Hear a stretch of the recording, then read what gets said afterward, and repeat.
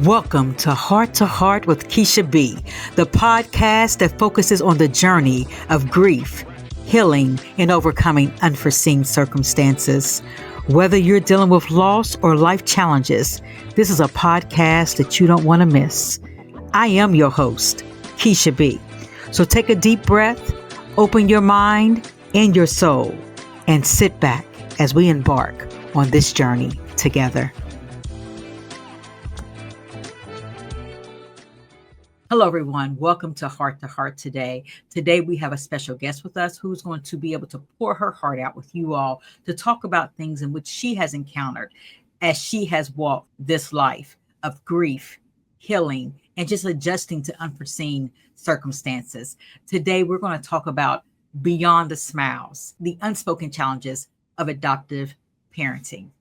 Hello, Liz. How are you today? I'm great, Keisha. Thank you for having me. You're welcome. So, Liz, again, before I even get started, this is a topic I know for certain that many people will be able to be inspired by, right? Whether they have been a foster parent, adoptive parent, and or have just been an individual who've grown up in an adoptive system. So, Liz, do you want to share a little bit about yourself and your story with our guest today?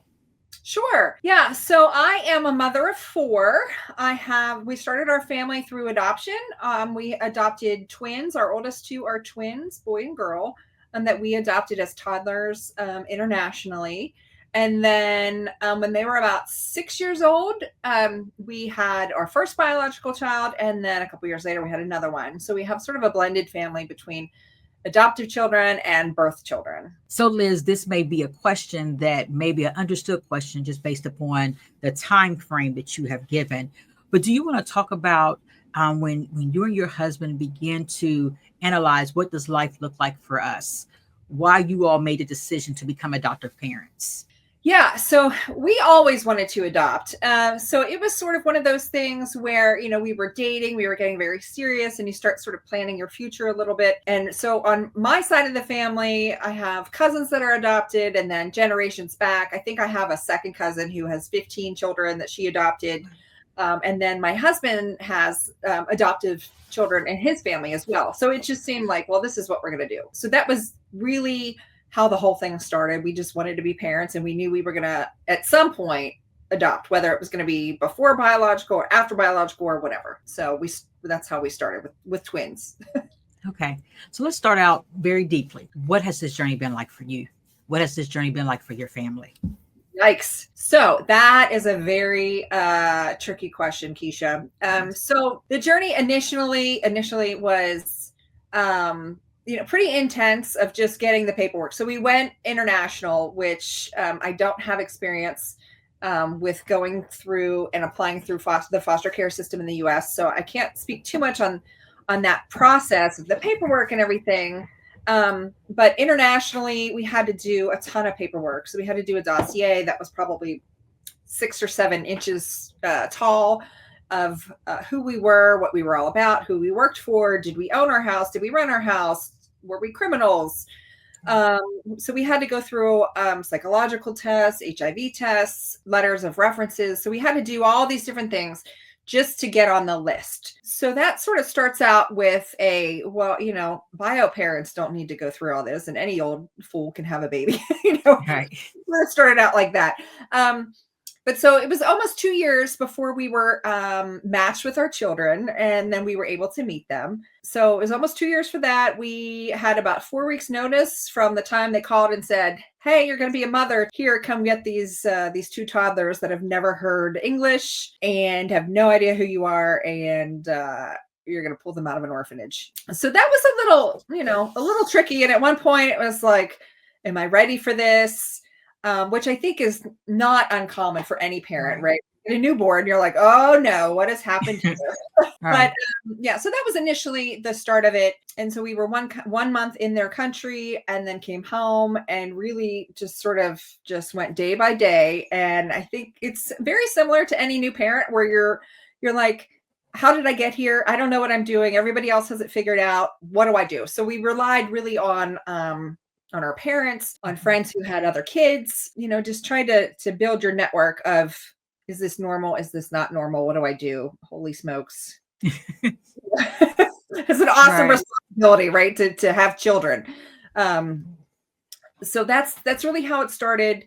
Which again is not, that part is not unusual, I don't think, to our family. But we started seeing some behaviors when they were a little bit older, and it was like, oh well, they've never heard English, they've never had somebody teach them not to do this, they've never had these opportunities. And so I kind of went back and forth with, oh, they've never had it, maybe I'll let them get away with it because they've already experienced so much trauma and so much disruption in their little lives, to no, this is how we're going to do it from here on out, and this is how I was parented, it's got to work for this kid. So that was probably the biggest smack in the face, was that you parent all kids a little bit differently, but it's much different when you don't know the exposure that your kids had before you even met them. Yeah. So, and that changes the brain a little bit. So I've learned a lot over the years. And I think, what you just said is, not knowing where your children have come from, right? Genetically, not even knowing where they've come from. Right. And so, as we know, there is no book, right? There's no book to any type of parenting whatsoever, whether they're biological children, foster children, adoptive children. It's almost like day to day, you're learning not just how to be a parent, but you're also learning this unique child. Yes. Right.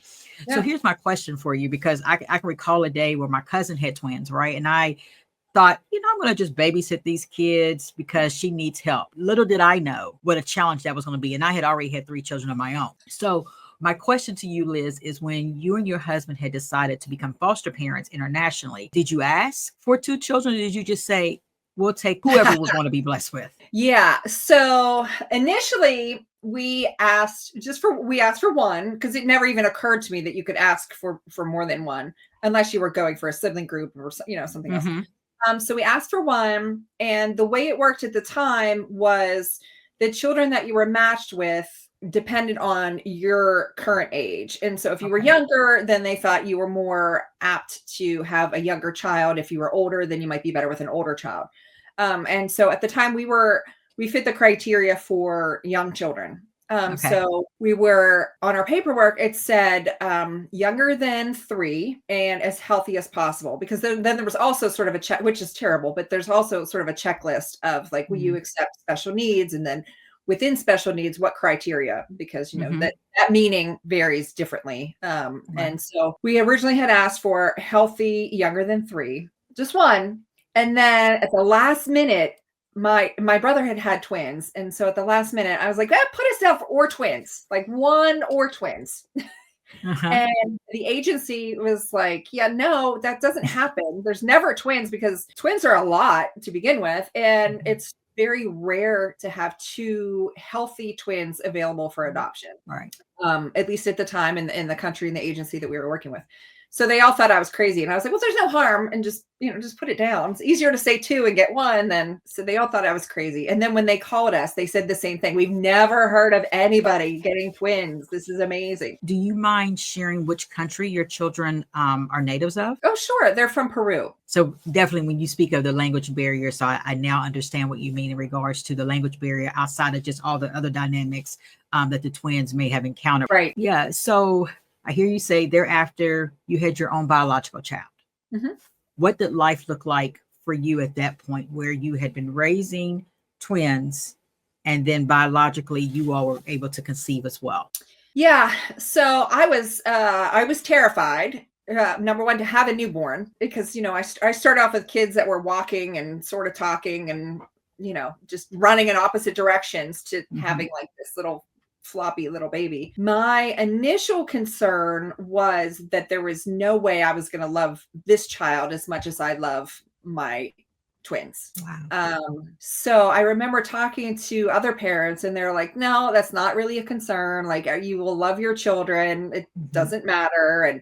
But I was really terrified. Like, I could not even imagine loving another child as much as I love them. And they were all right. I had nothing to be concerned about. But what has the interaction been? I heard you say that the twins have had some behavior issues, and then your daughter. And I asked this question because whether they're adopted, whether they're foster kids, or whether they're biological children, biological parents have the same, can face the same challenges of having their own biological children who have some behavior issues and a child that does not. So what has that been like in your home? So initially, when the first one was born, and he was probably, I don't know, 6 months or so, when they start to really smile and they're cooing and they're happy, I noticed that my son was really jealous.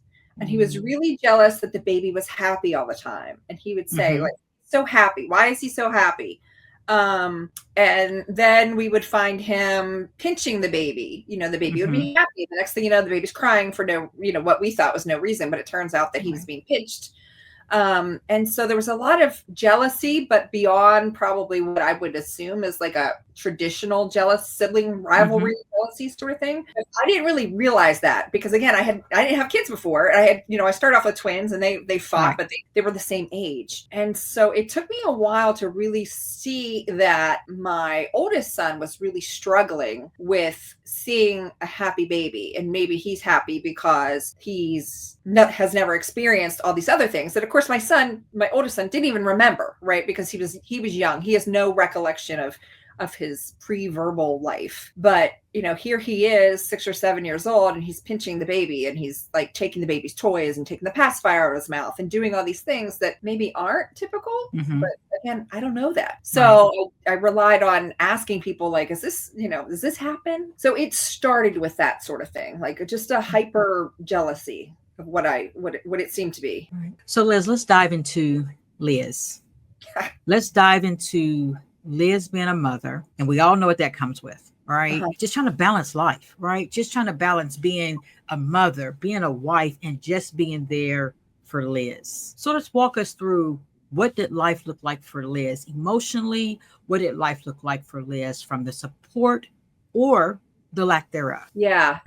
So initially, I think I probably did what most other mothers do is just, I try to carve out some time for myself and, take a class here and there or just get out with some friends. I was lucky enough. We had an fantastic babysitter for my kids. She really was like having my own wife, which sounds very sexist, but really it was a backup, right? It was a support. And she would help me under every circumstance, bathe the kids, help feed the kid. Like she would do all these things. So I didn't feel that immediate pressure of everything. At the same time, she was so awesome that when I came home from work, the kids were great. The kids had a great day. We went to the park, we did this. So I didn't hear all the behavior things. And it wasn't until we had some distance from her that I started seeing things and I'm like, were they doing this all along? And I didn't know, or was she hiding it? Or was it just not showing up? So then it became a cycle of blame. Like, is it me? Maybe I'm not the right parent for these kids. Maybe I'm overreacting. Maybe I'm seeing things differently. Maybe, all these different things. And then the advice I would get from friends and family, was always, maybe you should just, spank your kid and do this and do that and tell them that. And do they realize how lucky they are? Just what people think is helpful, but not really helpful. And then it sort of turned into, well, you must be exaggerating because these children are angels. They're so sweet when they're around anybody else. So how could they be doing that in your home? It must be you. Right. So then it does make you sort of question as a mother, like, is it me? Maybe it is me. And it goes back to, am I the right parent for these kids? What do I do? What am I doing wrong? Why don't they understand that I can help them when they're sad and I can kiss their boo-boos when they're hurt and all these things. Right. As you know, with Heart to Heart, we focus on grief and healing. Yeah. And grief can come in so many different ways, right? It's just not about physically losing someone to death. It's about your emotions being turned upside down for so many different reasons, right? And so what I hear Liz saying is that Liz began to feel as if she wasn't good enough. Yeah. Liz, I want to assume, begin to have some self-blame. Yes. Walk us through, how were you able to work through the self-blame? Because it seems like even when you were trying to talk to people, they wasn't really listening. So how did Liz navigate this space when Liz probably felt many times that she was alone? Yeah. So I still feel that way. Let's preface it by, it hasn't completely gone away. Okay. I think I've been able to manage my own feelings about it much better. Over time, I've become more educated about how my kids think and how they process things. And I have been told, I don't want to say it's all bad, because I have been told by a few folks that it's nothing that I've done, right? Like they're acting out. It's nothing that I've done. But at the same time, you go like, well, but I've taught my children right from wrong. I've given them the structure. I've given them all these parameters of how to be a responsible, productive individual, to be caring for other people, to do all these things, but yet it doesn't translate well.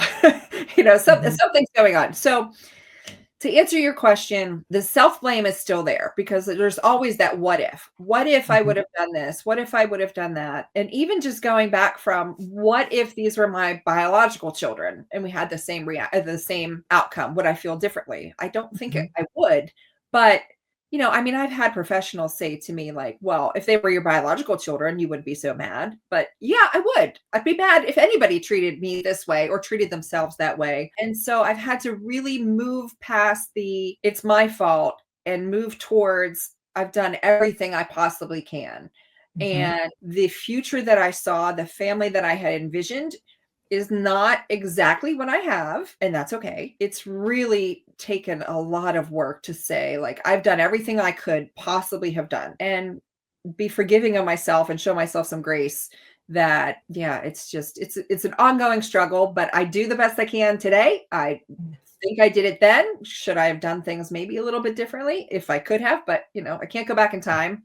Right. So it's more about self-forgiveness really than trying to correct it all and take the blame, because society will try to blame you over and over, and there's nothing I can do about it. So you said two key words that I often use just in my own personal daily life, right? Grace and forgiveness. Yeah. Right. They may seem like very small words, but they're very powerful words.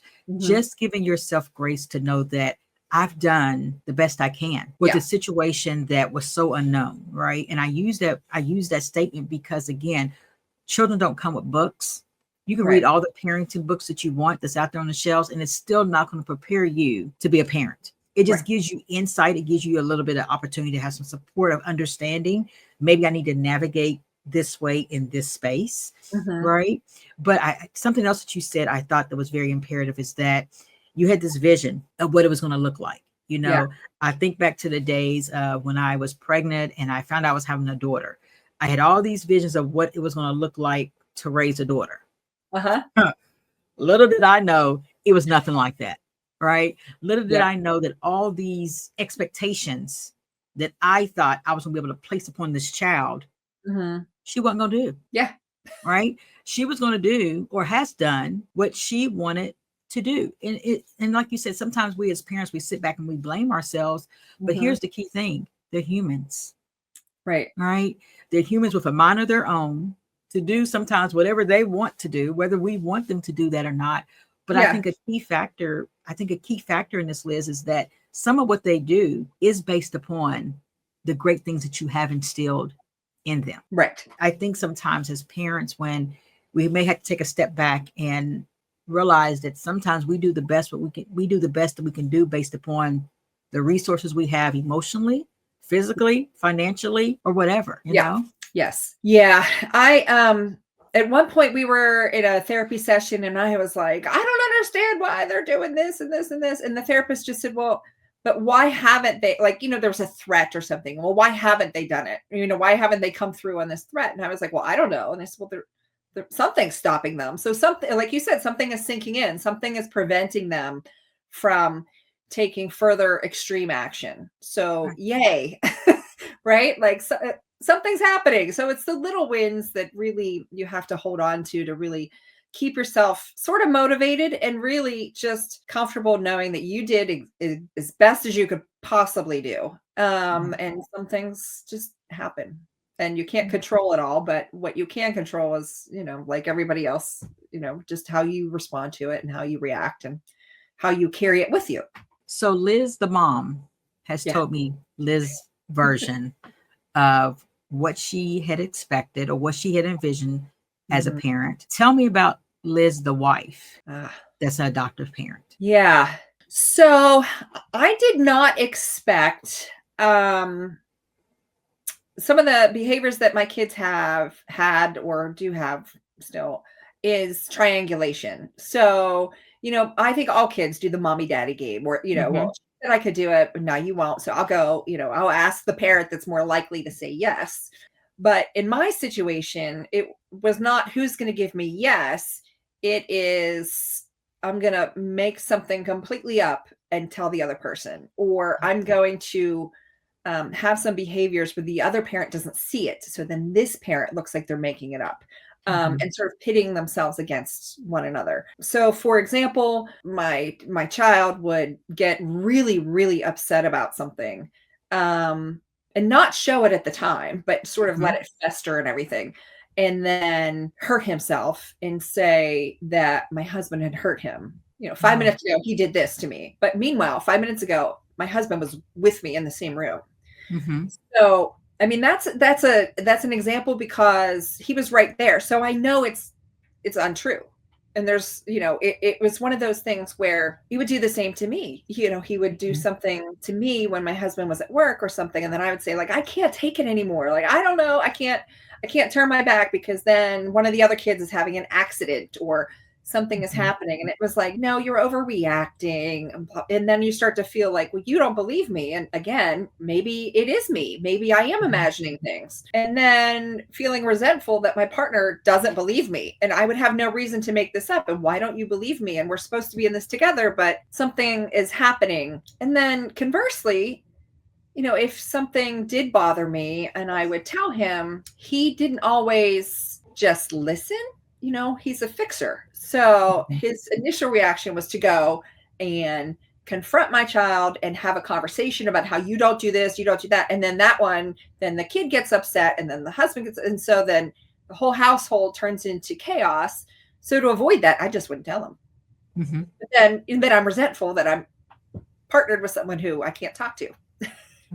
And then that turns back into anger towards my kid because you did this and you knew you did it. And now I can't tell him because he's going to get mad at you. And then the other ones are going to get in a frenzy. So it turns into just this big cycle of resentment and anger. And how do I possibly explain this and say, I don't need you to fix it. I need you to listen. I mean, I need you to help me work through finding a solution, but I don't need you to take action. Right.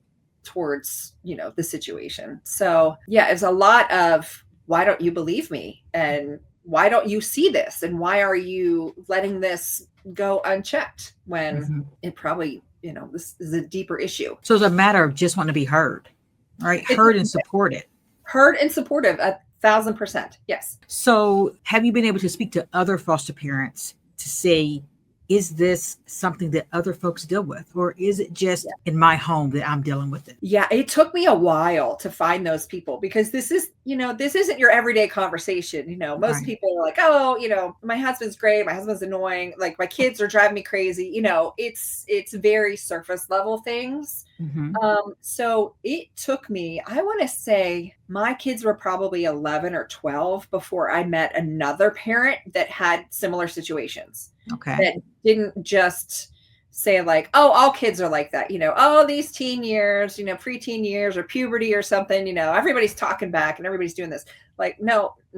This is something different. And this is more than just being a parent. This is the whole ecosystem of my home because now I'm isolated because I have nobody to talk to. Nobody believes me. And so what I found was once I heard other people sort of experiencing the same thing, it goes back to that, so it's not just me.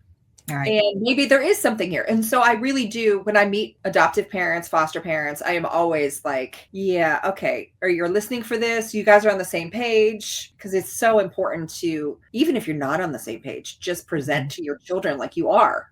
Right? Like, and then you can have your own discussion afterwards, because as soon as they see that little kink in your armor that maybe you're not as one, then they can pounce. They can sniff it. They sniff it out. Right. And we'll try to manipulate and triangulate the two. And I think, as you are adoptive parents, some of my experiences in speaking with parents who are foster parents, when we look at the grief, when we look at the healing, even with the manipulation, right, that still lies there. When you look at children coming in and out of homes because they have been in the system for so long, so they're learning new behaviors of how to manipulate a situation for whatever the reason may be. And so what I hear you saying is that your children are adoptive children, but you still had the manipulation in the home, Yeah. right? Yeah. Which may not just solely be because they're adopted. It may just be because they're kids. Right. Right. That's how, And it's hard to figure out what's what. Like right. one is a deeper problem. Mm-hmm. One is a phase. Right. Yeah. Right. So if you were to talk to a parent who's just considering being an adoptive parent, and again, I know there's a fine line between being an adoptive parent and a foster parent, but if you were to talk to a parent who's just, or a person who's just considering to start beginning to educate themselves on should they take the next steps, what would be some of your advice for that person or for that couple? Yeah.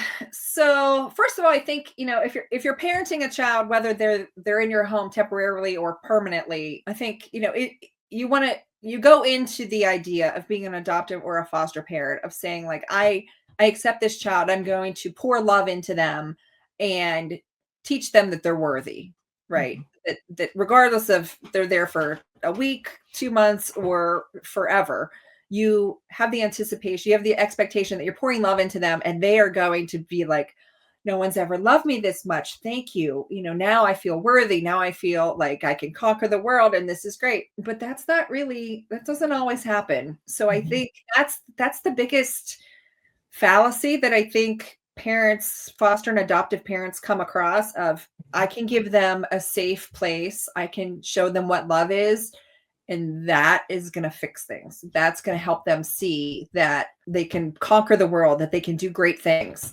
But what they don't realize is that that child doesn't feel that. And so their initial reaction is to reject that because they've learned from whatever reason, from in utero trauma to being separated from their original parents to however they ended up with you, they've learned that maybe they can't trust the world. And you can tell them over and over and over, I'm your person. I'm here. I'm going to hug you when you're sad. I'm going to be here for everything. But the world hasn't shown them that. And that's an ongoing struggle, is to really be prepared. First of all, be prepared for the rejection because Mhm. you think, I love you. I will give you anything you want, material, any items you need, any emotional support you need, anything. But they want it, but they're scared to death of it. So they're going to push away. And I think that is the hardest part that nobody can ever explain in enough detail to know that the rejection, again, is not a reflection of you, Right. but it's tough. It is very, very tough. I mean, the behaviors certainly are Of course. unexpected, but you can work through that, with the right supports and the right things. But the rejection is the hardest thing. So I think if you're going into it, you just have to be prepared that you think you can pour love and care and they're gonna willingly accept it. Mhm. No, not so much. So how did you handle the rejection, Liz, from the children? Oh, I'm still trying to handle it. Yeah. It's not silly things, but for example, I didn't realize that my kids weren't bringing home art projects from school until I had bio kids, and then Okay. they're bringing home all the papers and all the the about me at the beginning of the school year and their art projects and different things.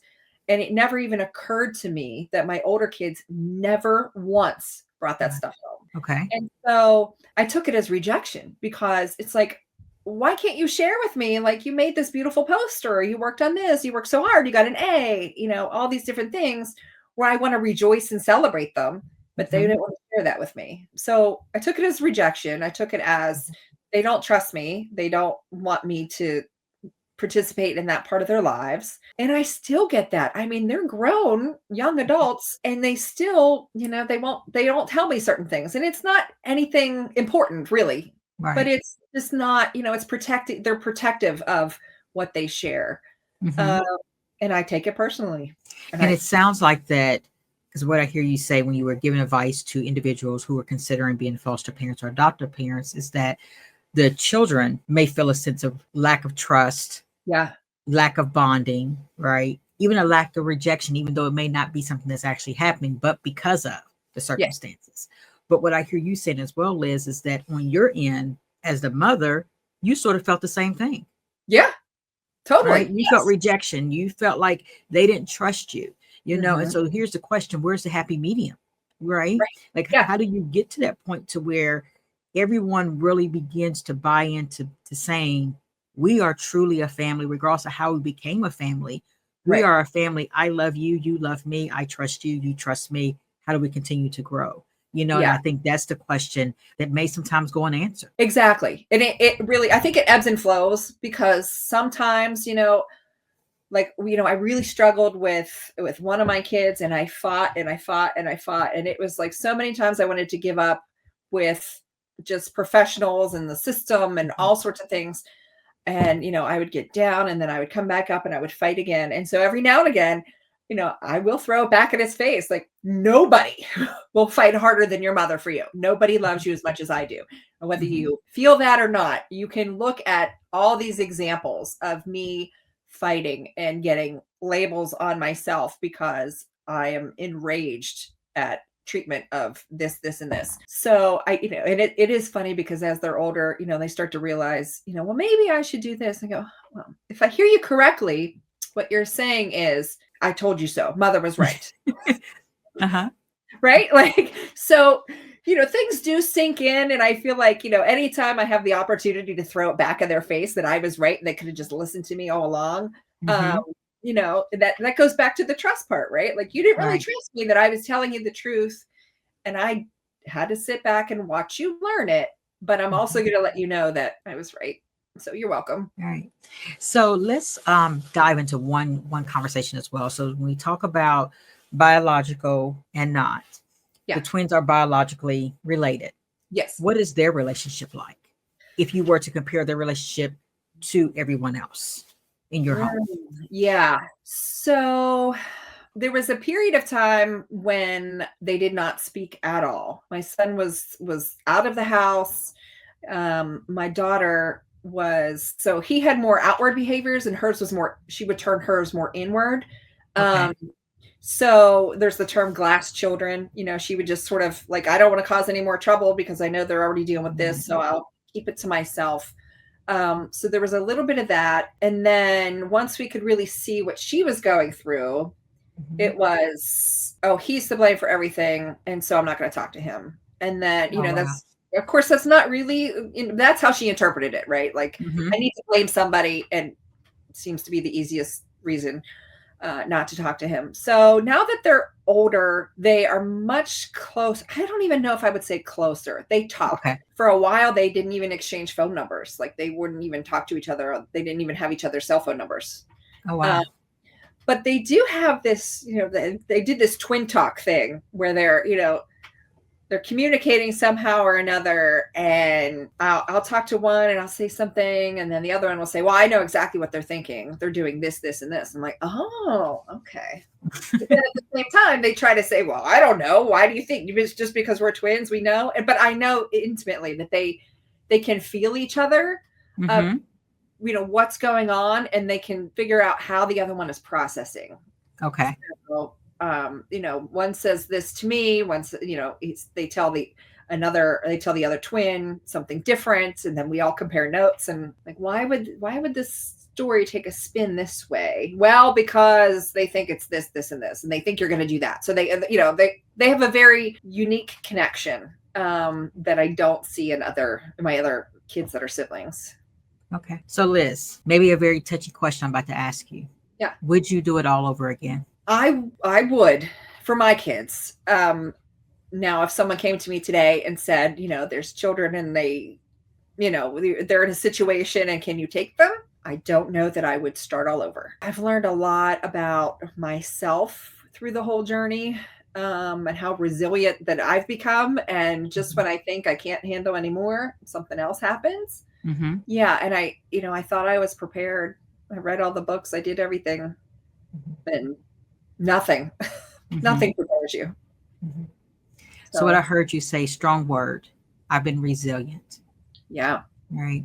So when we think of grief, right, it's Mhm. finding the inner strength to navigate through a world that seems so uncommon, a world that seems so lonely, but Yeah. to be able to come out or come through the situation and have some sense of resilience to be able to come through the situation and be able to say, you know what, some days were tough, was tough as hell.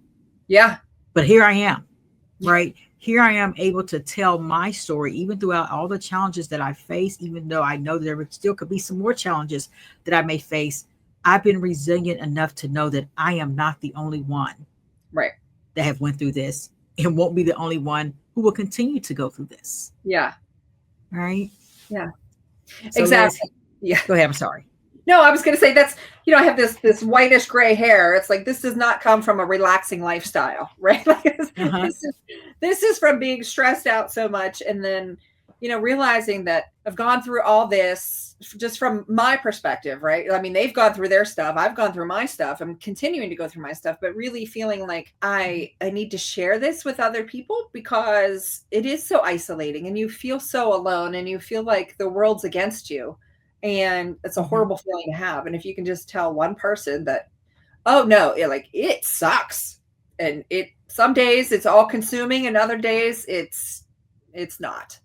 So you just try to get through those days that are not all consuming. And when they are all, when you get sucked into the grief of all of it, that you're able to bounce out of it quicker than you did before. Yes. So what is some advice that you would give someone that is in Liz's shoes on how to navigate where they are today? Yeah. So I think what has really helped me, and at least initially and over the years really, is I was so focused on the immediate crises that were happening, right? Like we have to figure this out. Like I got to the point where I couldn't go into the basement to wash clothes because I was afraid of leaving my kids together. And so like they would have to come with me, or I'd bring them into the bathroom with me so that the other ones couldn't cause any issues. And so once I had some space away from that sort of immediate crisis and trying to avoid all the chaos, I had all this like time, whether it was real or imagined, but I had more free time in my head to think of what I can do. And for me, if I sit too long and think about what's happening, then I just start to spiral and stew in my own thoughts. And so I needed a distraction. So for someone in the same spot that I was in, I would say find a distraction that is healthy. For me, it was like crafting and painting and doing those things, which is what I loved to do when I was a kid. So, I think if you could find something that you enjoyed when you were a child that you really haven't had the chance to do, if it's solitary and you appreciate that, or that's all you can do, then great. Because then, like I would paint furniture and I would sand things and I would get my frustration out with sanding off a finish or something. And nobody wants to help me. Nobody wants to be around. So it was like, okay, good. And all I have to do is this. Sandpaper doesn't talk back. Paint doesn't talk back, and it was really cathartic for me to be able to find something that I could change and manipulate and see from start to finish that I could change something, that I had control over something. And at the same time, really take joy from it and really enjoy being creative and doing something that was really only for me. So it was about finding that me time. Yeah. Right. That also translated into just self-care. Yeah. Exactly. Just being able to decompress all the things around you that I heard you say that you may have not been able to control. Yes. And allow myself really to steal, not even just find the time, really to steal the time. Because, as a parent, as a mother, as a wife, as a partner, your time typically is not your own. Like you're lucky to get a little bit of time for yourself and what's left over, but really saying like, you know what? No, like the kids are occupied. I don't have to run anywhere. Or even, while they're at practice for whatever, I can read a book. I can listen to a podcast. I can do something that I want to do. Even if it's, the crossword puzzle, just doing something, forcing yourself to do something that isn't related to your life outside of you. It's just for you. Was there ever a time during those moments that you ever felt guilty by taking Liz's self-care time, me time, away from everybody else? Yes. Yes, many times, which again, I don't think is uncommon for females in general, but really for caretakers, because you feel like I have this extra time. I should be spending it with them. I should be creating something with them. I should be, whatever it is. If they're, if they like cookies, you should be making them cookies or going shopping together, fighting out their, playing their favorite game. So yeah, there was a lot of that. But what I found was that I felt more refreshed. And so it was sort of like reset my battery a little bit. Mm-hmm. And so that replaced the guilt, because the guilt doesn't serve you very well in that scenario. And so I really just needed to find something where I could refresh, and then I could go like, okay, you're not as annoying as you were before. So and it really helps everybody. Yes. Yeah. So Liz, as we are getting closer to the end of the segment, the question I always ask my guests is provide one heart-to-heart message about grief, healing, or unforeseen circumstances when it comes to being an adoptive parent. So one piece of advice? Yes. Yeah. My number one piece of advice, which would apply to any of those categories, is to trust your gut. To trust your gut if you feel like something isn't right with how your children are reacting, behaving, how your partner isn't understanding what's happening, or how you feel about it. So if your gut is telling you that you've tried everything, you need to believe yourself. You need to not constantly doubt what you're telling yourself. If you make a decision, you need to be comfortable with that decision and just trust yourself. Well, Liz, again, I want to thank you today for being a guest on Heart to Heart with Keisha B.